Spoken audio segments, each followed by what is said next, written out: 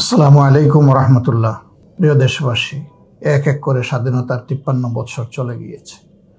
এখন আমরা 54তম বৎসর অতিক্রম করছি।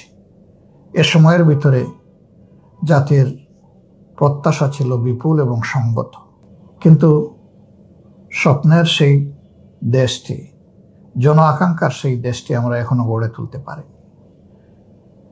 এই কারণে যে রাজনীতি একই ধারায় গতানুগতিকভাবেই চলে এসেছে। নির্বাচন এলেই সবাই আশ্বস্ত করে জাতিকে বড় বড় ওয়াদাও দিয়ে থাকে, কিন্তু নির্বাচনী বৈতরণী যারাই পার হয়ে সরকার গঠন করেছেন, তখন তারা জনগণকে ভুলে গিয়ে তারা ব্যক্তি, গোষ্ঠী এবং দলের স্বার্থেই সবকিছুকে সাজানোর চেষ্টা করেছে। আর এটি করতে গিয়ে জনগণের উপর অবিচার করা হয়েছে। দেশের সম্পদ লুণ্ঠন করে বিদেশে পাচার করা হয়েছে। কেউ কেউ দ্বিতীয় এবং তৃতীয় বাড়ি স্থাপন করেছেন বিদেশের বিভিন্ন দেশে। আমরা দ্ব্যর্থহীন কণ্ঠে আপনাদেরকে জানাতে চাই, আমাদের বাড়ি একটাই এবং সেটি বাংলাদেশ। আমরা এই বাংলাদেশ নিয়েই বাঁচতে চাই, এই বাংলাদেশের জনগণের সাথে থাকতে চাই। অনেক বিপদ এসেছে, কিন্তু প্রিয় জনগণকে ফেলে আমরা কোথাও যাইনি।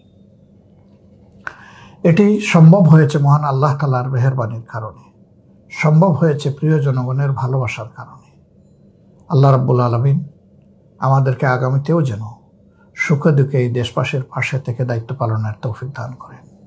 এরকমই একটি দেশ গড়ার জন্য, যুবকদের একটি আস্থার ঠিকানা তৈরি করার জন্য, শিশুদের জন্য একটা নিরাপদ বাংলাদেশ গড়ে তোলার জন্য, মা বোনদের জন্য সম্মান এবং ভালোবাসার, মা বোনদের জন্য তাদের নিরাপত্তার এক টুকরা জমি গড়ে তোলার জন্যই আমাদের এই লড়াই। আমাদের এই লড়াইকে সফল এবং সার্থক করার একটি ধাপ আগামী 19 তারিখ জাতির সামনে ইনশাআল্লাহ আমরা আমাদের চিন্তাগুলা তুলে ধরার চেষ্টা করব। 19 তারিখের জাতীয় এই সমাবেশটি শুধু যদি জামাতে ইসলামের জন্য একটি সমাবেশ হিসাবে আপনারা বিবেচনায় নিতে পারেন, কিন্তু এটা তার চেয়েও বেশি কিছু। এই জন্যে এই সমাবেশকে সফল করার ক্ষেত্রে আমরা সমগ্র দেশবাসীর দোয়া, সহযোগিতা এবং সমর্থন কামনা করছি।